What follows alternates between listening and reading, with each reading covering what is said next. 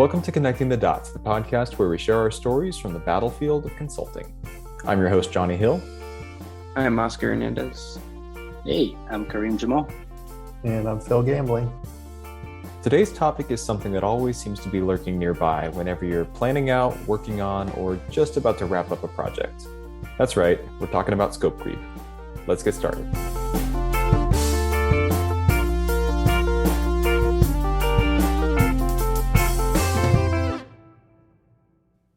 So let's start off by defining what we mean by scope creep. Generally, we try to define it as something like continually adding more and more features, functionality, requirements, work, or whatever to a project that causes the overall scope of that project to balloon out of control. So from there, where have y'all run into scope creep in the past? What does it usually look like? What are some of the warning signs, and kind of what's the end result when it comes out? I guess when have we not run into it? When does any software developer not run into scope creep is in some form? I mean, there's scope creep of the overall projects, just new features that maybe were not captured, or new requirements not captured early on in the initial statement of work or initial project plan that come late in the game. Or even maybe at the sprint level, within the sprint, you ideally set out a very constrained, tight scope, but inevitably things are going to creep in. Maybe there's fires, production issues, just things that slip in and kind of, because of their urgency and priority, add. But you never want to push anything out. You should. So yeah, I don't know. There's a couple instances I can think of. Let me introduce a corollary to that. It's almost like to build on what Phil said, is when have you not, right? I'd go as far as to say that if you aren't getting even a little bit of inkling of scope creep, that you should sort of ask questions of why not? Is it because the client's not engaged? Are they not excited? Is it being ignored and everyone will turn their attention to it very late in the game, which will cause all sorts of other issues as they're seeing it for the first time, right? Scope creep to me almost tells me that the client is engaged and people are interested in what we're doing, and they're continuously thinking about the new ways and vision for what we're working on. So it's actually a good sign of a healthy project. Yeah, we're immediately thinking this is a negative thing, but right, I think it's a good problem to have. The opposite of crickets from your users means you're probably not going to be building this thing much longer. Right. It's like a fundamental part of project management. You don't want scope creep to get out of control. But yeah, I like what you're saying there. It's a sign of a healthy interaction between you and your client. I think another thing that's good to note is that it can come up at any time in the project. It's not, scope creep only happens at the beginning. That's part of why it's called what it is. It kind of creeps up on you when you're not expecting it. But I think it's easy to think that it's common to happen kind of during the planning. We have all these great ideas that are coming to the surface and it's getting too big, but we're all super excited. So let's just try it anyway. But really, it can happen 2 weeks before release where you say, oh, wait, we really need this thing because our competitor just came out with it and we need to have an answer. So just being aware, it's not restricted to any one part of the project or the process. It can happen anytime. Earlier on, I think, maybe I'll disagree. Earlier is better. I'd rather see that scope build early on, and then hopefully we can now prioritize and plan it out, versus getting into that never-ending project that, it's always a week or two away to being done, but new things keep coming in and pushing that back. I feel like that is a more frustrating position and manifestation of scope creep than just the early requirements gathering stage. It's at that point, let the scope, as long as it's not, we can realistically prioritize scope. Maybe that's even another term we get introduced, priority creep. If everything is a high priority, nothing's a high priority. The scope can increase, but it can't all increase at the same level of priority. Otherwise, you can't plan around that. Yeah, the more runway you have, the more flexibility, right, to adapt. And maybe it wasn't what you initially set off to do, but if it does happen early, then you can prioritize and, sort of do the horse trading and see, hey, are these other things more important now for the value that we need delivered at the end of this? If it happens at the end, as Phil said, it's like, there's only so much wiggle room at that point. Yeah, definitely. I've been on projects where what I tend to see is if there's more disorganization on a project, I tend to see scope creep towards the end. If it's more organized and people are excited about the project, I see it a lot at the beginning and in the middle. Mm-hmm. And those are the two main points that where you will see it a lot, right? Is like, hey, we've established a relationship and now we're getting going. And now all of a sudden, as you do the early discovery stages, the client and the users are like, oh, what if we did this? And what if we did this? And that, is a good, healthy sign that people are thinking about it and proposing ideas. And so there might be a lot of that is different than sort of what we agreed on when we were, establishing the relationship. And of course, at the end, which we know is oftentimes when, users are actually testing the product fully. Even though they should be doing it throughout, a lot of times they'll wait till the end. And then they'll be like, oh, what about this? Could we do this? And that's where they really get going. But time is running out at that point. Makes me think of like how you and I, Kareem, will talk about like when it comes to home renovations, you're either going to do it at the beginning when you move in or at the end when you're moving out and trying to sell it. In the middle, things are usually quieter. And I feel like that's the same with project life cycle. It's like everyone's interested in all the things they want out of this project, and towards the end, all the things I need to get it done. But in the middle, and it's cruising along, it's usually quieter. Yeah. There are parts of any project where it's the kind of thing where you can't really tell if it's right until you're messing with it a little bit. Like wireframes and prototypes are great and user feedback can be really helpful, but there are some elements that, their performance might be worse than you thought it would be, or there's just some element that isn't quite hitting as you thought. So there is a natural part of that where towards the end of the project, when you're getting your hands on it, yeah, there will be tweaks and refinements, but I think the key there is knowing when to say, okay, this is good. The spot we're at is good and it's stable. And now we have a roadmap for where we want to go from here. Let's cut a release and plan for the next version instead of the like, whoa, hang on, we just need to get this next thing right. Oh, wait, this next thing could be better. This could be faster. This could be smoother. And that kind of constantly wanting to do everything perfectly to the point where you never release anything. And that's one of the joys of software is that you can make refinements and updates as you go. You don't want to make a habit of releasing something that's unfinished, but you do have the freedom to make updates and iterations and improvements as you go, which you don't have with a lot of other things that you would release out into the world. That performance example is a good one of being a late stage scope creep that you really couldn't do anything about upfront. Like maybe because of your success and excitement around your platform, you go live and you expected 1,000 users, you got 1 million, and you got the internet hug of death. Yeah, you're going to need to fix that problem, and that's not something you designed around a certain threshold, and you're the victim of your own success. And that's all the more reason for the things that you can try to bring the unknown things into the known, right? So a lot of times in engagements, data is a big part of it, and getting access to that actual data is difficult. And sometimes we get it towards the end. And there are surprises there because, hey, this data is not in the format we thought, or hey, this is a magnitude larger than what we were expecting or were told, right? So it's like surprise. And in order to make that performant, now there's all of a sudden, scope creep because it is different than the expectations we were operating off of.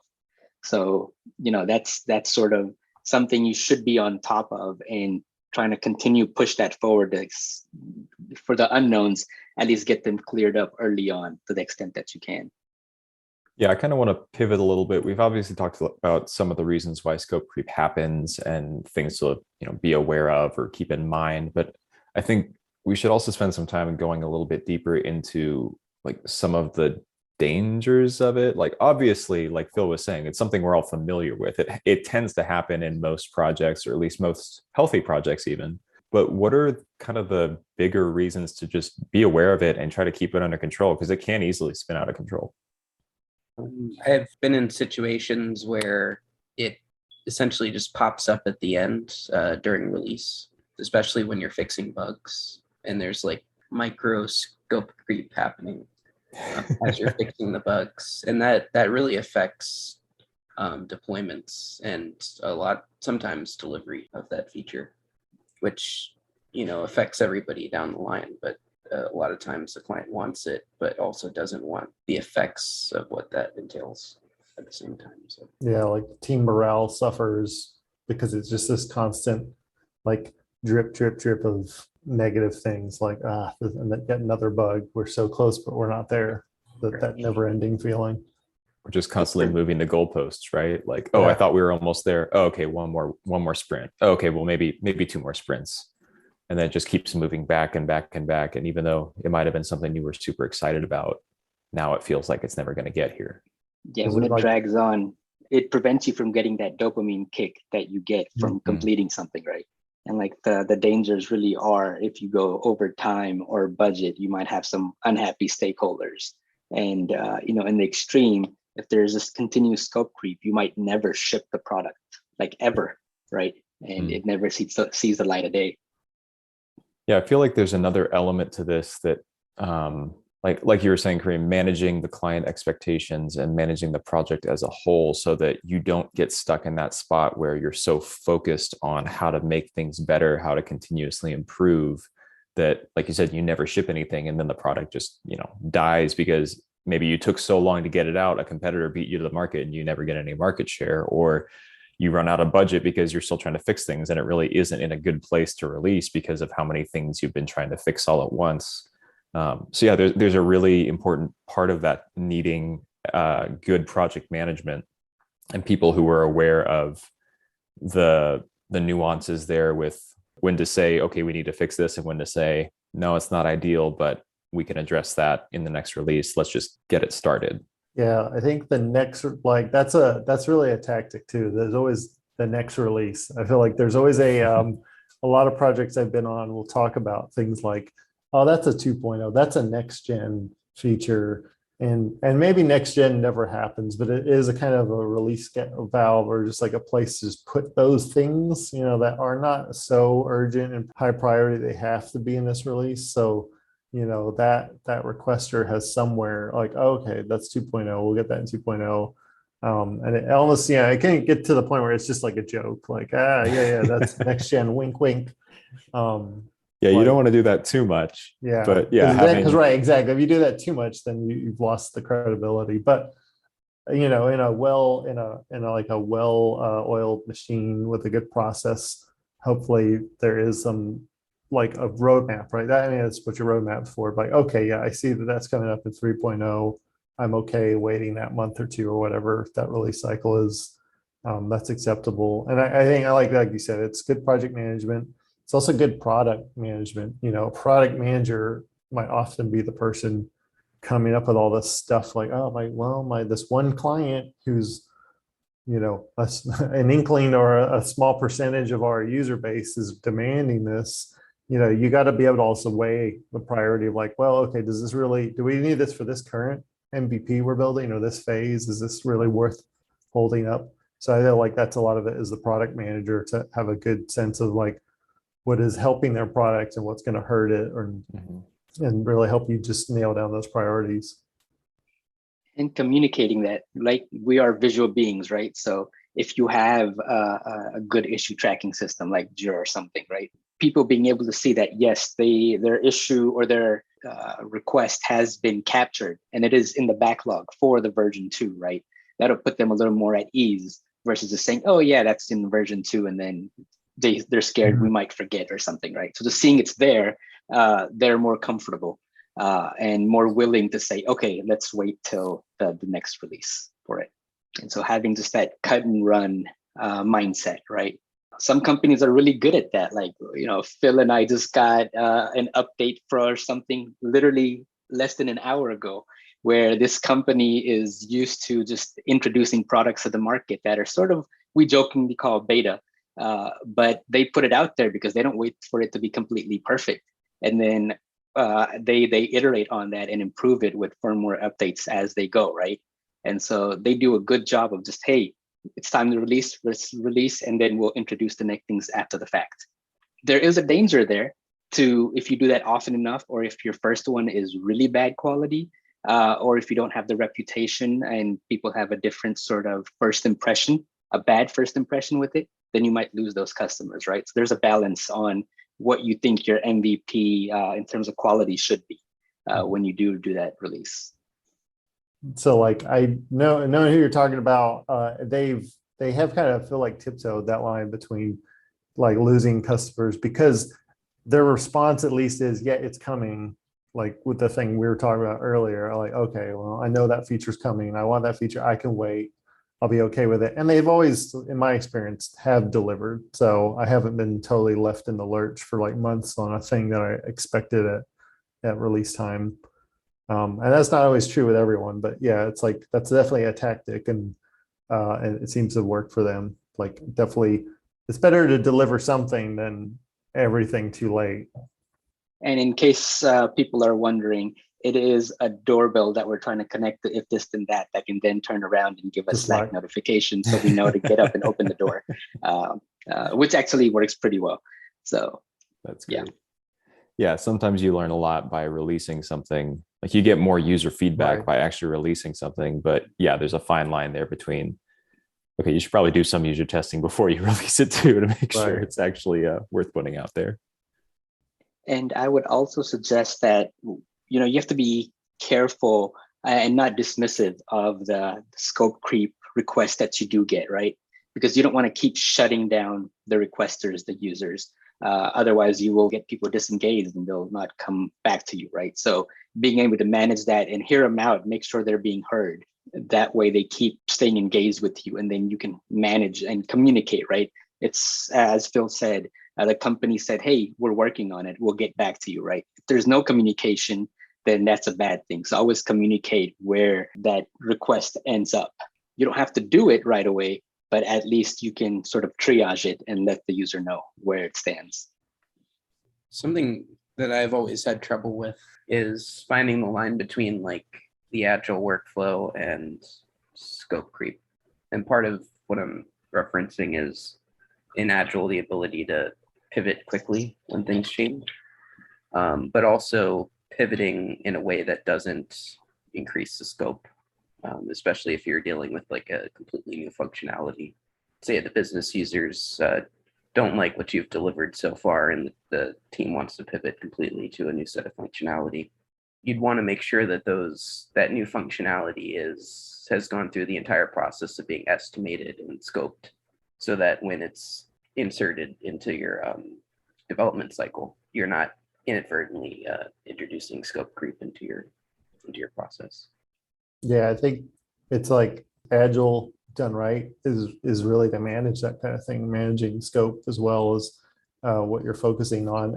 And what I see in like poorly run projects is the thing gets estimated, it goes through the process, it gets added, but then nothing gets removed. You know, like sprint, like I was mentioning earlier, it's like the sprint just kept expanding, and then we just kept rolling things forward, but we never really asked like, okay, well, what can I horse trade? What can we take out so we can fit this other thing in? Because it doesn't work if you don't do that. Yeah, I think it's interesting that Agile, I feel like, came about as a result of recognizing the need for moving quick on your feet.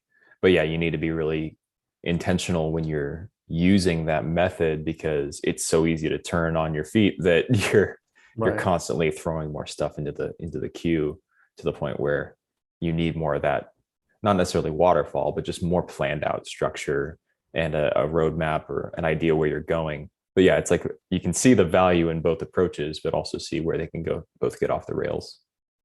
So I'm curious, hypothetically, if we were to ever find ourselves in a situation where we're on a project and we're noticing scope creep is happening, what do you do? Not saying that would ever happen to us, but if it did, what are some strategies? What are some ways to approach that? Maybe to bring it up to management or to the team to make sure that you're approaching it in a way to help keep it from becoming negative. So you're not talking about the call I had right before this one, right? No, the call before that one. Right. One thing is just to be honest, right? So in the call I just had, we're about to close out a project and hand it over. And there's some new things, new engagement happening. and they want these things. And the best I can really do is tell them, hey, look, we have about a week and a half, before the handover, because that's what our budget and deadlines allow. But let's continue the discussion. Let's not dismiss it, right? Even if we think the scope required is greater than the time we have available, let's keep discussing and at least try to move it forward. And whether the actual full implementation ends up being in the next version, or maybe there's something that's good enough that we can pick from here and sort of scope it down to where we can fit it in, that gives you some value. Maybe we can prioritize that above the other stuff that we were planning to do for the next week and a half, right? Are you okay with that? So try to keep the conversation going, because as a responsibility we have is to be a good partner, right? And so at the end of the day, we want to have them get the most value out of it while staying within the restrictions that we do have. And so even if you think that, hey, this is way off, I don't even want to talk about it, try to just have the conversation going so you can see, maybe there is something in there that you can tease out and implement instead of the full-on feature. I think you said something good like in there, that good enough, like oftentimes in that situation, what is good enough to satisfy the needs right now versus what the ideal perfect solution would have been, because good enough is will get you out the door versus waiting for perfect.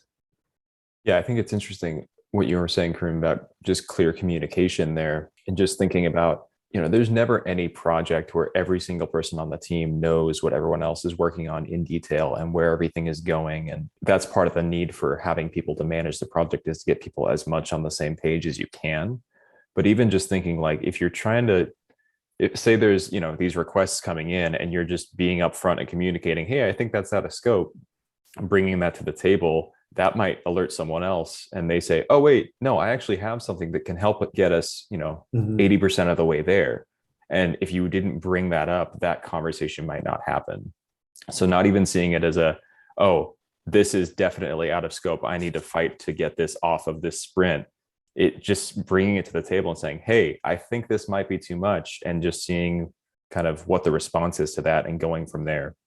Because there may very well be people who have encountered this kind of problem before, this kind of request before, and say, oh, yeah, that seems pretty big, but there's actually a toolkit we've used in the past that gets us most of the way there. That actually isn't too bad.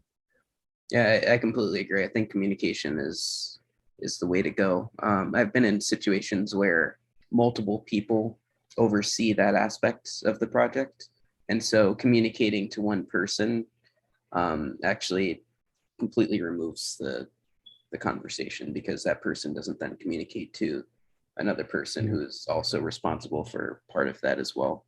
And so I've seen situations where even if we've communicated what the scope is and what we're going to deliver, things still come up at the end. We're like, well, I thought you said this, or I thought you said that. So I think good thing to do in that situation is to write everything down and to get everything approved by somebody that you're working with, at least, or by the people that you're working with, so that there's at least something that you can refer back to and say, well, remember 2 meetings ago we did agree on this, and that's why we're not bringing it into the release. And right, are you using issue tracking software, or some kind of a system to keep track of work? Or is it all, oh yeah, I talked to Jerry last week, he said we should add this new feature, okay, yeah, we'll do that.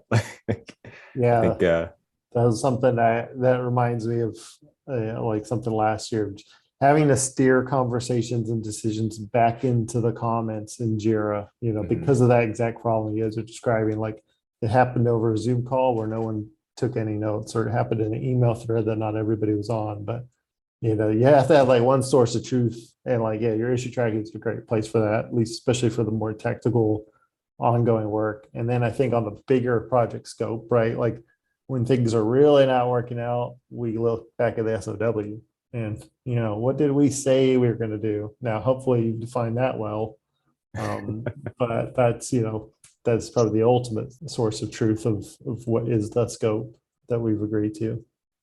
And an important point is to have a decision owner, right? If you have a committee, it's going to be hard to get them all in a room. And even if you have them all in a room, you say something And I bet you each person there understood it differently, right? Mhm. And so having someone that you go to that at the end of the day is sort of the key decision maker, so that they can say, yes, we're going to prioritize this over this because scope changed and we have this much time left. And so we need this more so, and I'm saying that we need this. That is important too. Otherwise, you'll find yourself trying to communicate with different people and get answers, and it's not all going to line up, and it gets very difficult then. Right. Yeah. Asking 3 people what they want out of this project, you're going to get probably 5 different answers. So it's just part of it. So I guess just thinking through from the projects we've been on and the ones that have gone smoothly or navigated this well and the ones that haven't, what are some of the ways that you can make sure you're starting off a new project on the right foot? Clear communication. I guess the C in consulting is for clear and communication, right?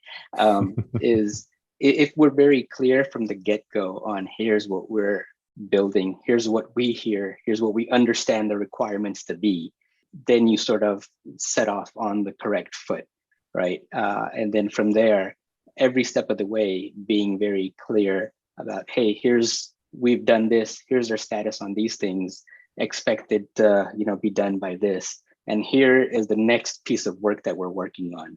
Are our priorities still aligned, or do you have other things in mind? And sometimes you need to provoke and keep asking, is this the next priority, for them to realize, oh, you know what, I had that conversation 2 days ago with so and so and they were saying this, so maybe we should do this. I just haven't had time to write it up or put it in Jira, but thank you for bringing that up. I've with our projects, so obviously if you just work with Xpero, we never miss the mark and it'll always be an excellent outcome. But one thing I do like working with someone like Johnny, honestly, upfront in the discovery process, where, like, say I've seen you put together just very high fidelity wireframes of what we're going to build. It's great for the developers, but it's always like a lot of times magic for the product owner or product manager types, because they're really, they'll like, usually you'll start with a bunch of Word docs and requirements defined that way, but until they really see something, like they don't even think of things they would have missed. So upfront, being able to see something visual, I found like has really led to a better scope from the get-go, because like, okay, yeah, this is the vision, we're all marching towards this. And then like down the line, maybe like, oh, this request came in, but hey, it wasn't in the original, wireframes. So like definitely just guiding, really getting a good product focus early on and having just some visual. So something like wireframes that people can kind of work through the process with, it helps a lot. They need something to react to, right? Like I said earlier, it's like we are visual beings. So you can talk about it all you want, but until they see something and they're like, oh, okay, this is what this is, that's when you'll get the most clarity. Yeah, definitely. The main things I was hearing, Kareem, you were saying, was asking a lot of questions. Like, yeah, that's obviously part of communication, but not assuming that everyone's on the same page, not assuming that everyone understands what we're doing this next sprint, or that this is being implemented the way everyone thinks it needs to be implemented. Just like being very upfront about, hey, is this right? What do you think? Are we going in the right direction? But obviously for that situation, you do need to have that primary decision maker role filled by someone who is able to say, yeah, that's a great idea. We can't do it right now, but we'll add it to Jira and we'll get to it either in another sprint or another release. And then Phil, when you were mentioning kind of early on in that process, working from the sort of higher fidelity ideas, like a big part of that is estimation work, right? Which we've talked about on previous episodes. Like, you don't know if it's out of scope until you estimate the work. And maybe after you estimate, you realize there's even more out of scope than you realized.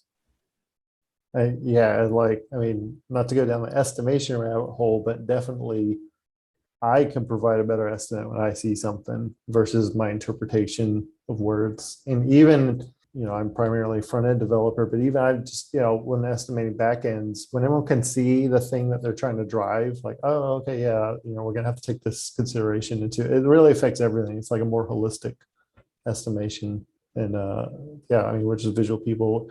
And to make a Kareem level punny joke, picture's worth 1,000 words. So really, you're getting a lot more requirements defined that way. I like it. I approve of that. To give you a concrete example, right? A grid. We talk about, hey, we need to put a grid on this page, right? Well, that may mean different things to different people, right? And there's a different level of scope and estimates associated with it. So there could be a simple grid, or it can be a grid with filtering and sorting and pivoting and all sorts of stuff, right? Those are very different estimates, which then influences how much we can fit into the scope or the budget or the time, right? And so being able to see it, a wireframe of it, and see the different options on that grid makes a big difference. The grid is the perfect example of like universally underestimated component of a UI that can balloon out of control. And I've seen that many times because you could just go on like, oh, you also want that grid to export to Excel and be like WYSIWYG. Oh, that wasn't, it's like that definitely is an assumption everyone would make. So yeah, that we could do a whole exercise on just coming up with requirements around grids to demonstrate scope creep. Right. And here's a side tip. You always want to estimate export to Excel because that's the world's favorite tool. Yeah. So just, keep that in mind. Yeah, no, that's a great point. It's only scope creep to the people who don't know it's an expectation. Mm-hmm. But until you have the conversation with the people who are expecting export to Excel and search and pivoting and all of that, you don't know that it's going to become an issue. Scope creep can cause a lot of frustration, and I've seen it happen a lot, but to your guys' point, it can be healthy and definitely natural on a project. It just has to be handled in the right way, with lots of communication and very clear requirements. And you have to go back to the SOW level, like Phil mentioned. Then if that's clear, then you should be in good shape. Right. Scope creep is normal and even healthy, so embrace it and find out ways to work with it, because it's the reality of the agile and changing requirements of the projects that we find ourselves in, which makes things exciting, but can also end up in frustration if not managed properly.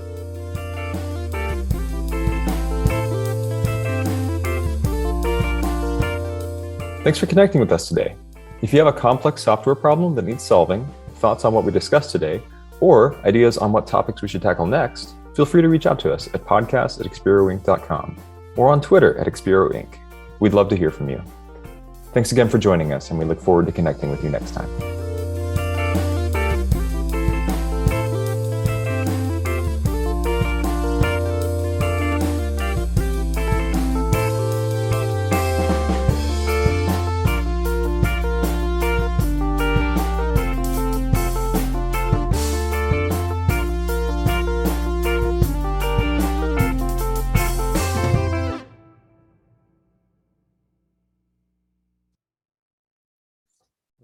I'm probably going to ruin this metaphor, but I'm going to attempt it. It's like a rose bush. Roses are beautiful, but if you don't maintain and trim them, they'll run rampant and just become a monstrosity.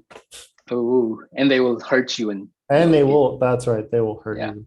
Yeah. Just like scope creep. There will always be thorns, but you can manage around the thorns if you take good care of it. Mm-hmm. I like it. It's official. Don't get pricked.